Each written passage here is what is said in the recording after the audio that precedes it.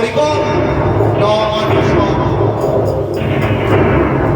স্তম্ভের মধ্যে তিনি বেরিয়ে এলেন নিজ ভৃত্যের সম্মান রক্ষার জন্য, আপন দাসের সম্মানের জন্য।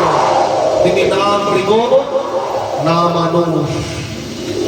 বুককে বিদীর্ণ করে দিয়েছে হিরণ্যকশিপুকে নখের দ্বারা বিদীর্ণ করে দিলেন। বুকখানা উড়ু করে রেখে নিজের স্থানের উপর রেখে হিরণ্যকশিপুর বুকটাকে বিদীর্ণ করে দিলেন, নখ দিলে রক্তারক্তি হয়ে গেল।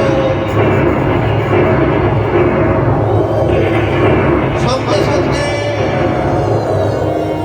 যেই রক্তারক্তি হয়ে গিয়েছে, ভগবান কি করলো জানেন?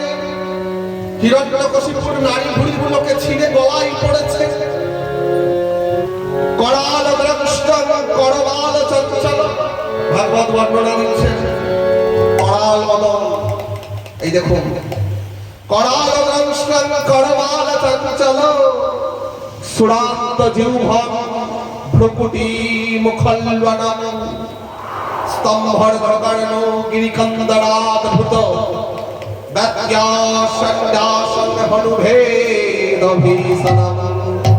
করাল দন্তপঙ্ক্তি, যার দাঁতের শাড়িগুলি করাল, ভয়ঙ্কর, তরবারির মতো চঞ্চল, খুঁড়ের মতো শানিত জিহ্বা,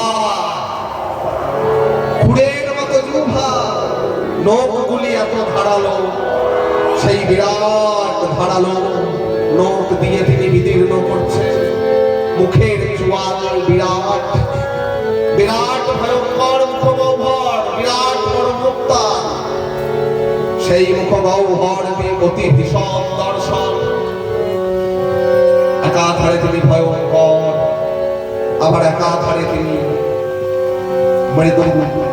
ভক্ত কবি জয়দেব বলছেন, হে প্রভু, তব কর কমল দলে, তোমার এই হস্তরূপী কমল দল পদ্ম, নখমদ্ভুত শৃঙ্গম, নখগুলি যেন অদ্ভুত।